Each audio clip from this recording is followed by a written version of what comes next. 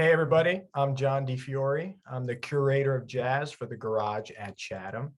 And today we're going to be talking to the composer and bassist Steve LaSpina, one of our composer in residencies for the summer jazz portion of the Garage at Chatham for 2022. So please welcome Mr. Steve LaSpina. I met Steve when I was going to William Patterson getting my master's degree. He's on faculty there. We got to know each other and got a chance to play a little bit while we were there, and have continued to, be friends and colleagues in music since then. And I'm so happy to be able to get him on board this year and talk to him today a little bit about where he comes from musically, his musical upbringing, and of course about the music that he's bringing up to the GAC series this summer. So Steve, how you doing? Good, man. Good to see you, John. Good, yeah. So I just wanted to start off simple question. Why the bass? What made you gravitate towards the bass? Well, it was my dad was a bass player. I actually wanted to play piano, but he insisted that I play the bass. He told me I'd always have gigs, that they always needed a good bass player, and I kind of enjoyed the sound of it. I mean, he was having a lot of sessions at the house when I was really young, and I remember enjoying the music that I was hearing. My grandfather was a musician, as were most of my uncles on my father's side. So there was a lot of music in the family. And when I finally decided, that bass was the instrument I wanted to play, I wasn't tall enough to reach it. So I had to wait a while. And when I did start, I was actually standing on some phone books. Gotcha. It was too short. But I fell in love with it right away. I really did.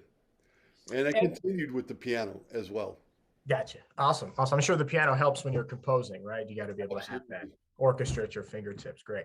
So what about jazz? Was there any scenario or any music or performance you heard or record that made you say like, oh man, this is, that's the type of music that I want to create?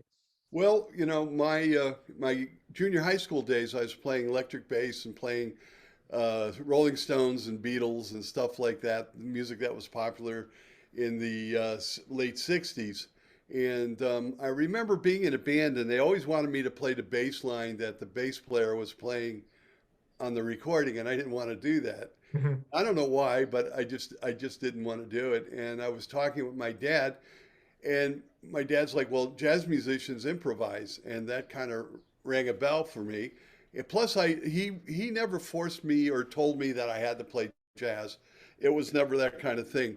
It was more my decision. Once I started, I mean, I'd grown up listening to him. He had sessions in the basement all the time when I was a kid, when I was really young. And then I decided I wanted to play upright bass. I liked electric bass, but I wanted to play upright bass, and I definitely wanted to play jazz. So he introduced me to. He had a pretty good record collection. So early on, I heard Paul Chambers and Red Mitchell, and Ron Carter and Ray Brown and Milt Hinton. Those were like some of the first bass, and Oscar Pettiford, and that really kind of sold it for me. Nice, So nice. I was like totally into it. Great. So then as you got older and you continued to play bass, can you talk a little bit about your experience starting to actually be able to make, your life as a musician, right? Like, how did you feel that you found yourself, waking up every morning and saying, I'm going to play the bass, for a living. I'm going to write music for a living. Well, I knew I wanted to play bass, but in high school, I wasn't sure. I wasn't sure if I wanted to play classical or jazz. And I loved playing Motown, but it was classical and jazz where I thought I saw my future. And I worked actually on all three styles of music. And I was lucky enough to study with some great classical teachers. And as far as like my freshman year in college, I really wanted to play classical, but there was something about playing jazz that just gave it a little bit of the edge. And I remember telling my classical teacher that I want to play jazz. And he's like, you want to play in smoky jazz clubs? What's your life in verse of Orchestra Hall? And I'm like, yeah, I think I do, So my career, I've always done both, And coming up in Chicago, you really had to be really diversified to play all kinds of style of music to make a living. And the first thing I wanted to do when I lived in Chicago was just to make sure that I could make a living with playing music. And I found that to happen. And then um, I decided I wanted to move to New York, and I moved to New York in '79, and that's when I focused mostly on playing jazz. And what did that transition to New York open up for you? Like obviously you were successful in that transition, right? So did you have like your first big gig in New York? Did you like how did you get yourself to making it happen? I was fortunate to be working with Marion McPartland in her trio before I moved to New York, doing her jobs in the Midwest. And she heard that I was moving to New York and she offered me the job in January of '79. And I moved into the city April 1st. And I was lucky to have a job. And everything just kind of fell into place after that. I got I got called to sub with the Vanguard band, the Mel Lewis Orchestra is what it was called then. The night I moved into New York, Beautiful. so I was very fortunate. The timing worked for me, and it was just from there everything else kind of happened. You know, I was pretty lucky to be the situation back then was real. There was a lot of music, more than there is now going on. So I kind of stepped into some good things kind of quickly. And I think just knowing you and your experience playing with Marion and playing with other greats like Jim Hall and people who wrote a lot of their own music, and I know you were playing a lot of their original music every night on the bandstand with them. How do you feel like they left some kind of, did they leave an influence on you, and if so, what kind of impact did that have on you, on your journey to eventually compose your own music? Well, I started writing music. Um, I wrote my first tune while I was living in Chicago, and there was something um, that just kind of spoke to me naturally about writing music. And I, I think I'd composed maybe about 10 tunes by the time I was getting through the 80s. And I discovered that I wanted to do more. It was like I was really curious about composing more. And my background being diversified in classical and rock and roll or Motown and in jazz, I felt I felt like I had stuff to say, and I wanted to learn how to write more. And with every tune I wrote, I was also learning a lot about harmony and melodic concept. And Marion had written a bunch of tunes. Jim, of course, a lot of tunes. A lot of the people around me, I was playing with when I was playing with Stan Getz. Jim McNeely was playing piano then, and he was writing a lot of music, and it just seemed like a natural progression to compose more.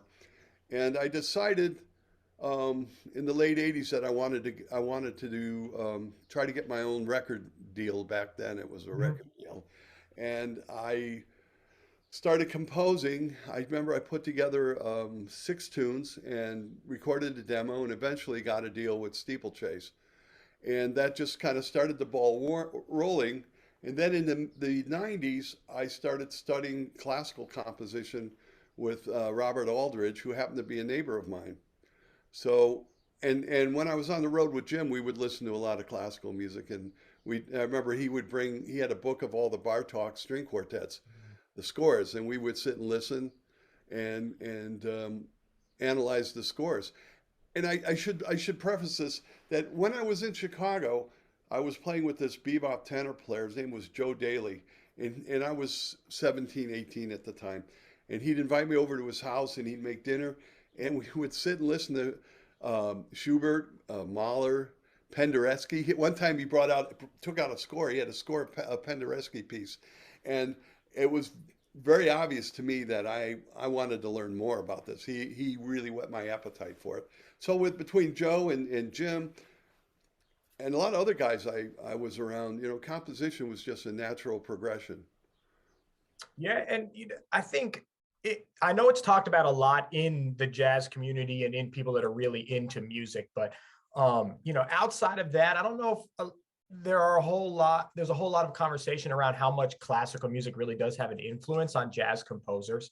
you can look at all of the greats that make the tree of the jazz lineage. We know that Charlie Parker was really into opera, and Stravinsky and all of this, similar composers you're talking about. There's that famous story where Stravinsky came to hear him play in New York, and he started quoting The Rite of Spring, like just spontaneously. He was that immersed in the music. And you move forward, and you hear that. So I think if we're going to have this conversation about composing and opening up those avenues to write music as well as perform it, we have to understand that, like, it's 12 notes, and everybody's using those same 12 notes in Western music, and it's getting recycled and used in different ways, and everybody kind of puts their little touch on it, right? Mm-hmm. Which leads me to the question of, when you're writing your music, right? So now you're playing a lot, you're getting exposed to a lot of different styles of music by playing in New York and what you had in Chicago. When you sit down to write your music, what do you feel you're trying to accomplish? Like, are you trying to write a piece that fits into a particular jazz idiom, or are you trying to take all of these different influences and create something from them? It's an unconscious thing that happens for me. I just sit down and I write at the piano. I don't write at the bass. There's a couple. I should preface that. There's some solo bass tunes that I've written on the bass, and that was just for bass. But most everything is written from the piano, and I don't consciously think about a genre. It's just whatever comes out. It's also a therapeutic thing for me. Um, a lot of my music, has to do with feelings that I have about different situations in life, and it's it's interesting. I mean, this is my jazz composing. It's a lot of the music I write has a personal. There's a personal reason when I start writing it that I really feel an emotional connection to.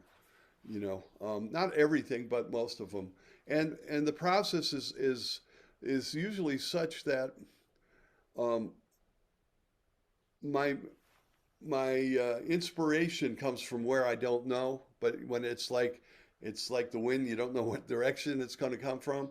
It happens. I sit down, I start working on an idea, and that leads me to another idea, and that's kind of been the case with the pieces that I'm writing for this particular event.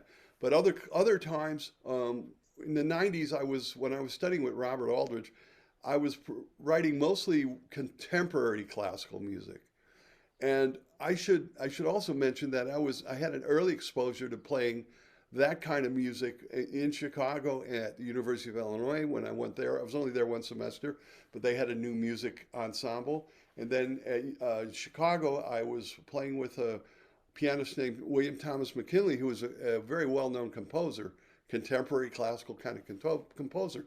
So I also got a lot from him. And I would play in a lot of different kinds of ensembles.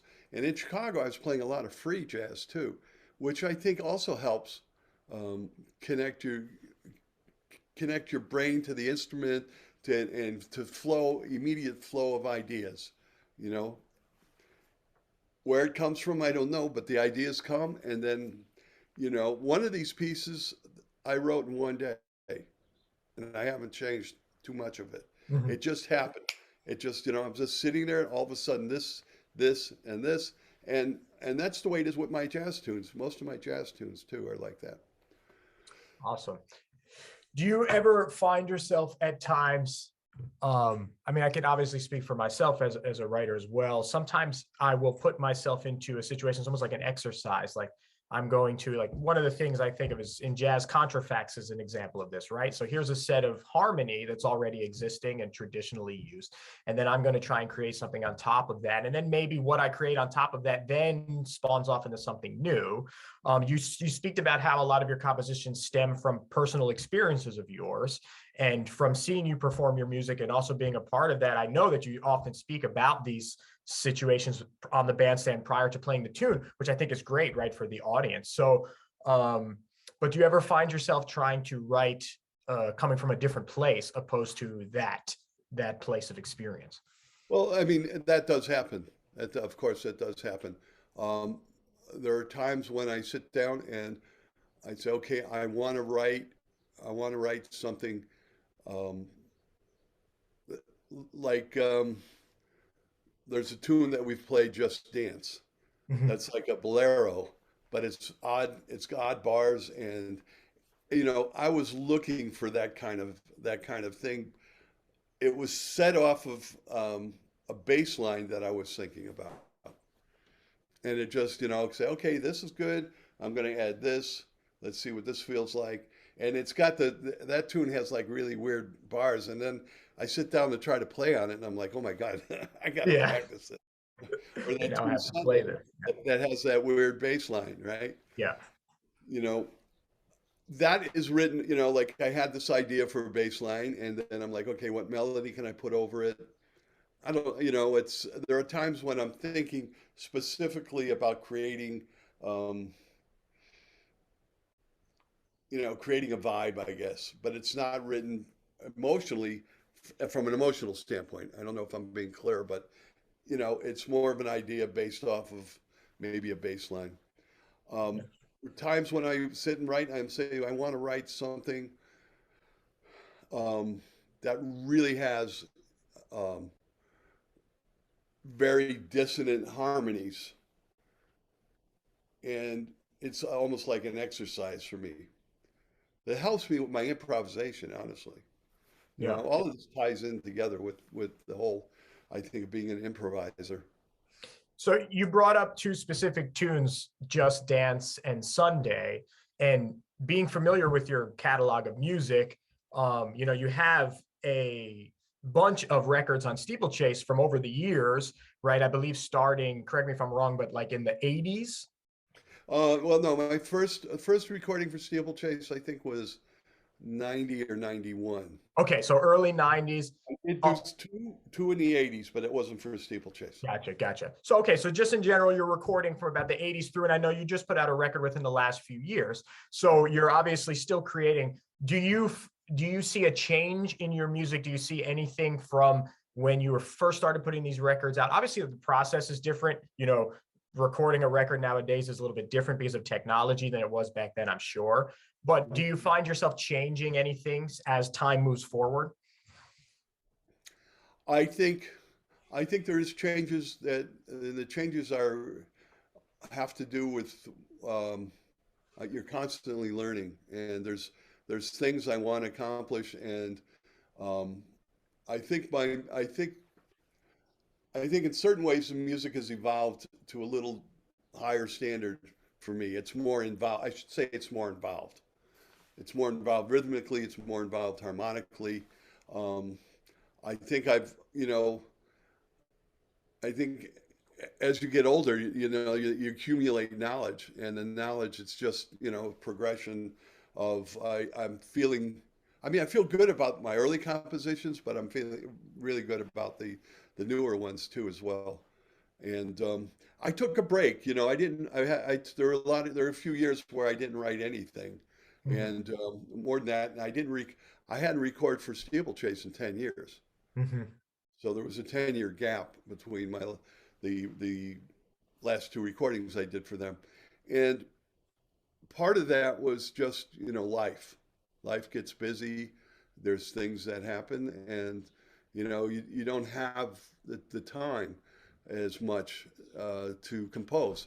And it wasn't there in me. And now, like, getting the chance to do this project has, like, kind of pushed me into, like, oh man, I could write every day. I would like to write every day.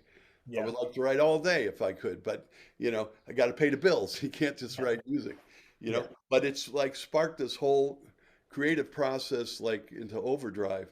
And I was speaking. I've gotten together with my composer mentor and teacher Bob Robert Aldridge again, and he reminded me how much I wrote in the '90s, and I had forgotten that you know, I was writing like crazy then too. I don't know how I was doing it with kids and everything, but I Mhm. was. I don't think I was sleeping in the 90s. That's, Yeah. Yeah. you know, but Nobody now, was living in the 90s, right? yeah, my life is a lot different now, and there's more serenity. There's more, my kids have grown up, Yeah. and I'm in a good place, and I'm really inspired to write a lot of music and a lot of different kinds of music. Which So, is perfect leading into kind of the next part of this situation. Sorry, not situation, conversation. But the reason why we're talking today is because I brought you on board this year to be one of the composers in residence, and you've written some music that's going to be premiered on Saturday, July 9th, on our concert with Julian Mueller on cello and Bob Logan on piano. And so could you just talk a little bit about that piece? Did you draw any inspiration for it? What was your process in creating this particular piece of music? okay. Well, actually, I've written three movements for this.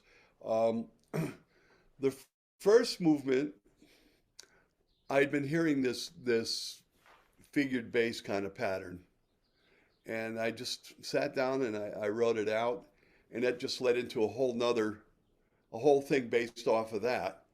And I haven't, I've written some string quartets, I've written some pieces for bass, marimba, vibes, and clarinet. I've written some other pieces for just basses. Over the quarantine, I wrote a quartet for four basses called the Quarantine Suite, and this I got very inspired right away when I was asked to do this, and um, I've been working with Robert, and he has even got me more inspired. The first movement um, is actually 5 minutes, and I don't know how that happened, but Yeah. it just did, and I don't know. There was a lot of the first movement just kind of came. I was like, holy smokes, wow. I like this. I like the ideas. And then you kind of sit with it for a while, and then you go back and see how you can enhance certain parts. And I'm there with that movement. That's a long movement. The second movement is more of a, I don't know how I would say, I wouldn't say avant-garde, but it's more there's more tension. I call it, it's like an anxiety piece. There's a lot of movement in it, and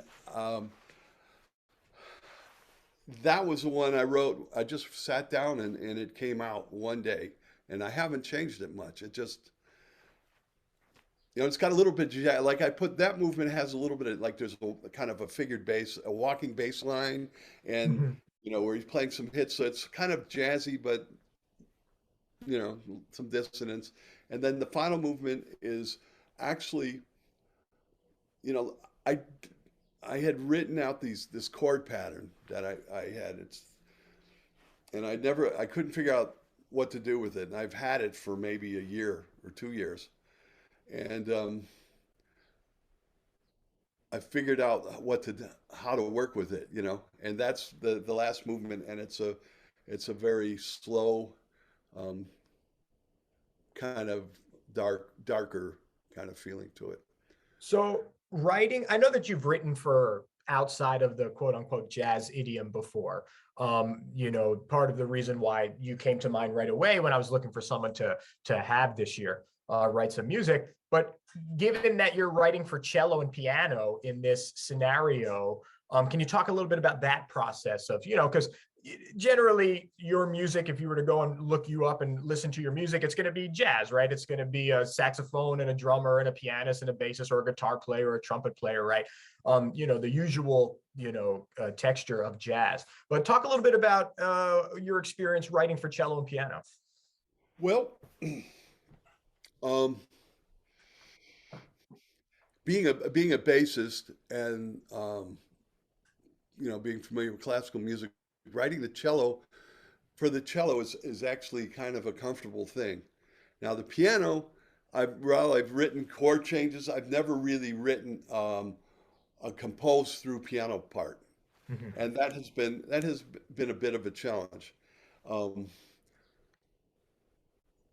and it's so different than writing like it's not like writing a jazz tune. It's not 32 bars or 16 bars or Mhm. 12 bars.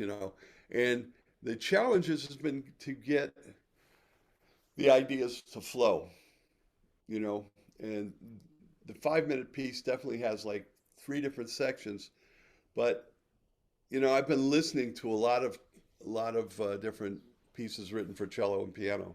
And the Rachmaninoff one is like the killer one. And I actually ordered the music, and I'm looking at the scores, and I'm like, oh my God, Yeah, how did he write that? I It's know. been a real challenge to write to compose through parts for the piano. It's been a great experience, and getting really into the textures of the voicings, the two hand voicings. You know, it's been really a great process, a great learning process, and it's been a challenge.